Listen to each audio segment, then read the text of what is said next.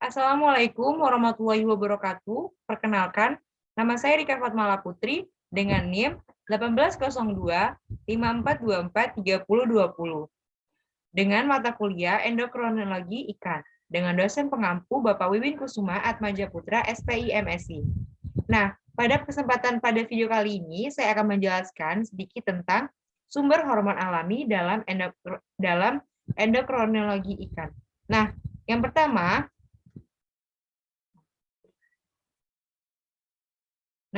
itu berasal dari Spirulina platensis. Nah, sumbernya ini berasal dari jurnal dengan Nainggolan A 2014 dengan judul Peningkatan Mutu Reproduksi Induk Betina Lele Clarias SP melalui pemberian kombinasi pakan bersuplemen Spirulina platensis dan OODEF. Nah, spirulina ini adalah bahan aditif yang digunakan dalam penelitian. Nah, mikroalga ini merupakan sumber bahan aditif yang berkualitas untuk memenuhi performa dan kualitas reproduksi untuk ikan lele. Nah, karena spirulina ini memiliki kandungan nutrisi yang cukup tinggi, yakni mengandung protein 60-70%, vitaminnya itu ada B1, B2, tokoperols, asam amino esensial, mineral, dan asam lemak esensial. Nah, seperti glikonelik dan asid. Nah, hasil penelitian menggunakan Spirulina platensis ini di musim pemijahan menunjukkan bahwa konsentrasi dari estradiolnya ini 17B hari ke-10 setelah penyuntikan OODEF yang dikombinasikan dengan suplementasi Spirulina platensis memberikan nilai yang lebih tinggi dibandingkan dengan tanpa penyuntikan OODEF. Nah, hal ini mengindikasikan proses perkembangan kematangan gonad lebih cepat dan selanjutnya menurun hingga hari ke-30. Nah, hasil penelitian ini juga di luar musim pemijahan menunjukkan bahwa konsentrasi estradiol negatif 17 beta hari ke-10 dan ke-20 setelah penyuntikan OODEF yang dikombinasikan dengan suplementasi S-platensis menunjukkan nilai yang lebih tinggi dibandingkan dengan tanpa penyuntikan OODEF. Nah, jadi secara keseluruhan dapat disimpulkan bahwa penyuntikan OODEF yang mengandung FSH plus AD yang dikombinasikan dengan Spirulina platensis 3% dalam pakan, dia itu dapat mempercepat pembentukan oosis, menginduksi, dan mempercepat kematangan gonad yang selanjutnya meningkatkan mutu reproduksi ikan lele di musim pemijahan dan di luar musim pemijahan. Nah, yang kedua itu adalah susu sapi. Nah, sumbernya ini berasal dari jurnal 3NS pada tahun 2016 dengan judul Pemberian Larutan Susu sebagai Media Feminisasi Larva. Ini adalah skripsi dari Universitas Muhammadiyah Palembang. Nah, susu sapi ini dapat mengandung estrogen sebanyak 11, gram per mililiter estron, sulfat sejenis estrogen, Anomius 2013. Nah, susu sapi ini juga adalah bahan makanan yang mengandung estrogen alami, prolaktin, dan progesteron. Nah, perendaman larva ikan ini pada media yang telah diberi larutan susu sapi dan susu kedelai dengan kepadatan larva ikan betok sebanyak 30 ekor per toplesnya. Nah, lama perendaman larva pada media yang diberi larutan susu sapi ini dan susu kedelai selama 10 jam dengan dosis 2 ml per liter air, dan masing-masing diulang sebanyak 30 kali. Nah, hasil dari penelitian ini adalah pada perendaman ini menggunakan larutan susu sapi berpengaruh sangat nyata terhadap pengarahan jenis kelamin betina atau feminisasi ikan betok dengan nilai 63%. Nah, di sini ada tabel yaitu grafik rata-rata nisbah kelamin betina. Nah, kita bisa lihat ini ada perlakuan pertama, perlakuan kedua, dan perlakuan ketiga.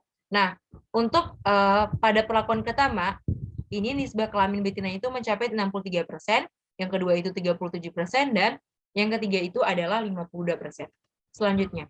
Dan yang ketiga itu adalah ekstrak teripang.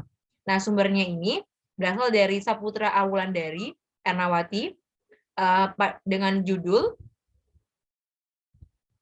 dengan pemberian ekstrak jeroan teripang pasir Haloturia scabra. Ini adalah jurnal Ichthyologi Indonesia. Nah, teripang pasir ini merupakan salah satu biota laut yang memiliki kandungan protein yang tinggi. Nah, dia juga memiliki kedalaman rendah serta dipercaya dia itu sebagai afrodisiak karena kandungan steroid yang tinggi. Nah, Kandungan asam amino yang tinggi pada tripang pasir ini adalah prolin dan asam glutamat yang berfungsi sebagai penghasil senyawa steroid jenis testosteron yang merupakan hormon androgen. Nah, hormon steroid inilah yang pertama kali akan merangsang fenomena reproduksi seperti merangsang diferensi gonad, gametegenesis, ovulasi, spermatogenesis, pemijahan, dan tingkah laku kawin. Nah, yang keempat itu ada, nah di sini ini adalah ini adalah hasil dari menggunakan ekstrak tripang pasir tadi. Nah, menggunakan ekstrak jeruan tripang pasir ini dibuat dengan cara mengeluarkan usus tripang pasir dan diletakkan di dalam wadah, kemudian dibekukan di dalam freezer selama 24 jam. Nah, wadah yang berisi jeruan tripang pasir ini akan dimasukkan ke dalam freeze dry selama 24 jam pada suhu minus 75 derajat Celcius dengan tekanan minus 0, MPa. Nah, setelah kering, jeruan tripang ini akan di blender lalu diayak dengan saringan halus yang ukurannya itu 0,42 mm. Nah, pembuatan larutan perendaman ini dilakukan dengan cara melarutkan tepung tripang dengan larutan metanol dengan kadar alkoholnya itu sebanyak 90%. Nah, sebanyak 1 ml dalam masing-masing wadah perendaman yang telah diisi 1 liter air. Nah, kemudian dia akan diberi aerasi agar ekstrak jeruan tripang pasir laut di dalam air ini. Nah, media perendaman yang digunakan itu sebanyak 15 buah. Perendaman induk bunting dalam larutan ekstrak jeruan tripang pasir dilakukan selama 24 jam. Nah, jadi hasil penelitian yang didapat menggunakan ekstrak tripang pasir ini menunjukkan bahwa pengaruh antar perlakuan yang diberikan tidak berbeda nyata, tetapi dapat dikatakan berbeda nyata terhadap perlakuan 0 mg liter, sehingga diperoleh hasil terbaik untuk penjantan ikan gapi pada dosis perendaman 30 mg liter 1 dan sintase terbaik pada perlakuan 0 mg liter dengan yang kontrol. Nah, di sini kita bisa lihat tabelnya. Ini adalah persentase ikan gapi jantan dengan pemberian ekstrak jeruan tripang pasir pada dosis yang berbeda dan direndam selama 24 jam. Nah, di sini kita bisa lihat ini yang menggunakan kontrol presentasi ikan jantannya. Nah, jadi yang terbaik itu pada yang dengan 30 itu sebanyak 88,89 kurang lebihnya sini. Selanjutnya, yang keempat itu adalah ekstrak purwoceng atau Pimpinella alpi. Nah, di sumbernya ini bersumber Matondang dengan judul Pengaruh Lama Perendaman Induk Betina dalam Ekstrak Purwoceng atau Pimpinella alpina terhadap maskulinasi ikan gapi. Nah, purwoceng itu mengandung senyawa aktif seperti kumarin, sterol, alkaloid, saponin, flavonoid, glikosida, dan tanin. Dan furanokumarin, bergapten, isobragten, dan spondin. Nah, si ekstrak purwoceng ini dapat merangsang diferensi gonad, gametegenesis, ovulasi, spermatogenesis, pemijahan, dan tingkah laku seksual. Nah, ekstrak purwoceng ini telah terbukti dapat meningkatkan kadar testosteron darah. Hal ini menunjukkan bahwa ekstrak purwoceng berfungsi sebagai afrodisiak. Nah, di sini ada metodenya. Perendaman ekstrak purwoceng itu dilakukan dengan waktu yang berbeda. Yang pertama itu 0 jam, yang B itu 8 jam, yang C 12 jam, dan yang D 16 jam. Nah, pakan yang digunakan selama pemilihan ini adalah pakan alami, yaitu dagingnya, cacing sutra tubivex, dan pakan buatan bentuk tepung. Nah, hasil penelitian menggunakan ekstrak purwoceng ini, nah perendaman ekstrak purwoceng ini pada induk gapi betina bunting dengan lama waktu perendaman yang berbeda memberikan pengaruh terhadap persentase kelamin jantan pada ikan gapi. Nah, lama waktu perendaman yang terbaik adalah pada perlakuan B, yaitu dengan lama waktu perendaman 8 jam yang menghasilkan presentasi kelamin jantan sebesar 63,98%. Nah, di sini kita bisa lihat ada tabelnya bahwa pada perlakuan B ini presentasi kelamin jantannya itu ada 63,98% di perlakuan B. Selanjutnya, yang terakhir ini ada tepung testis sapi.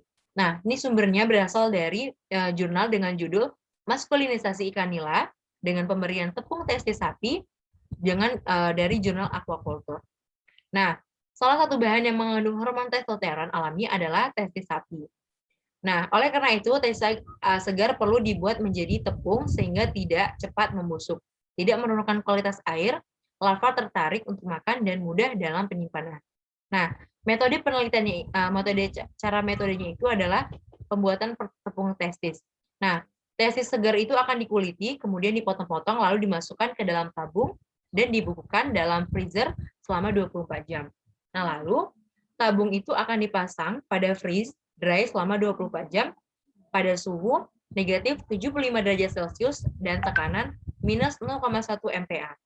Nah, setelah kering, testis ini akan di-blender lalu diayak dengan saringan halus yang berukuran 0,42 mm.